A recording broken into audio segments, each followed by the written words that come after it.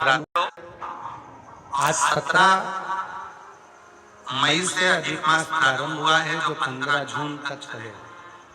इस 15 जून तक के अधिक मास में 5 चीजें अपने अंदर धारण करना है। पहले नंबर का, शिव जी को 1 लोटा जल सुबह से लेकर शाम तक के बीच में कभी भी चढ़ाना जरूरी है। दूसरा,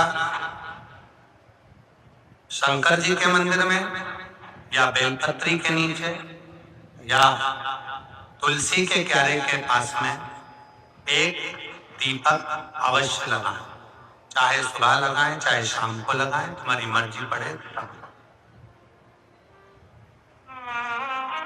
दीपदान जरूर करो, जल जरूर चढ़ाओ। तीसरा, एक बेलपत्री को रख लें और उसी बेलपत्र को पहले दिन से लेकर 17 मई से लेकर अधिक मास के पहले दिन से लेकर अधिक मास के आखिरी दिन तक 15 जून तक एक ही बेलपत्र को एक कागज में या किताब में उसको रख लें।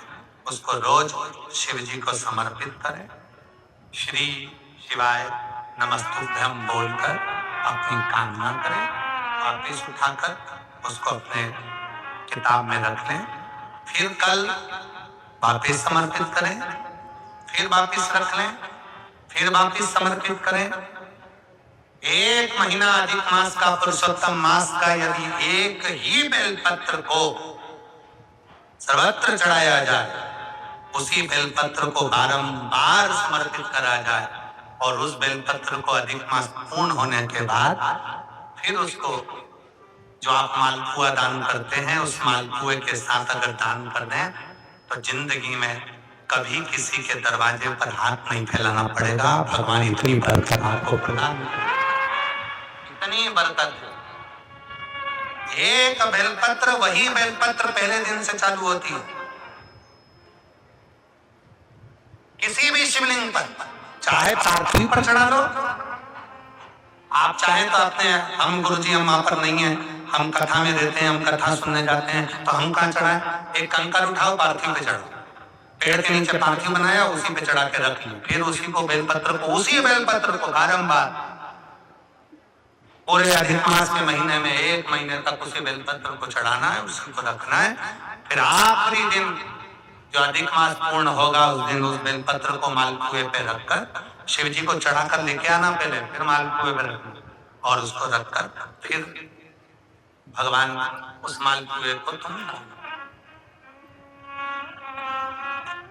मालपुआ दान नहीं कर सकते तो तुम बतासे दान कर दो, पर मीठे के साथ उस बेलपत्र को दान किया जाए। बतासा है, मिठाई है, कोई 33 कोई भी सामग्री 33 जो मीठी हो वो रखकर आप कभी किसी के दरवाजे पर कितनी भी मुसीबत आ जाए, कितना भी दुख आ जाए, कितनी भी तकलीफ आ जाए, कितना भी कष्ट आ जाए, कितना भी कष्ट आ जाए, आपको किसी के आगे हाथ नहीं फैलाना पड़ेंगे। लक्ष्मी की व्यवस्था स्वयं मेरा कुबेरेश्वर महादेव, मेरा महाकाल राजा, मेरा विश्वनाथ स्वयं भगवान शंकर के मंदिर में नंदी के दोनों सींगों के बीच में से शिव के शिवलिंग का दर्शन।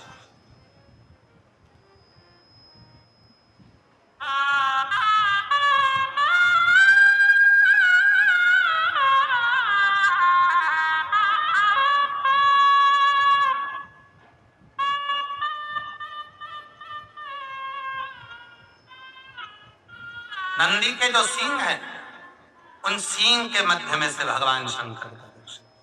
क्यों? इसलिए अगर पुरुषोत्तम मास में, अधिक मास में हम नंदी के दोनों सींगों के बीच में से शंकर के शिवलिंग का दर्शन कर लेते हैं तो अपने अंतिम सांस तक शरीर के अंदर कोई बड़ी बीमारी कभी नहीं आती, कोई गंभीर बीमारी कभी नहीं, क्योंकि ज्येष्ठा का अधिक आया है। ज्येष्ठा का जो अधिक होता है उसमें अगर सींग, दोनों सींगों के बीच में से शिव के शिवलिंग का दर्शन करिए, शरीर में कभी कोई बड़ी बीमारी, ऐसी बीमारी नहीं आएगी जिसका इलाज है ही नहीं। रोगी ने होकर कष्ट भोग कर शरीर को नहीं दिया। बहुत बड़ी बीमारी के साथ शरीर का त्याग नहीं करो। चौथा,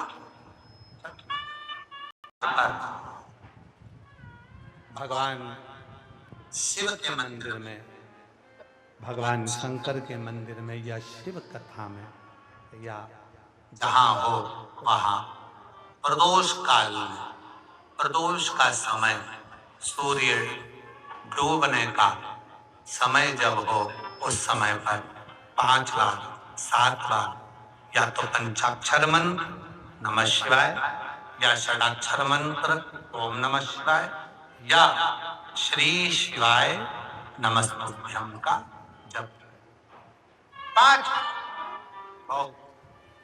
ये 5 अधिक मास में शंकर की 5 चीजें धारण कर लो। उसमें सबसे ज्यादा जरूरी जो है जल, दीप, बेलपत्र वही चढ़ाना, वही लेकर।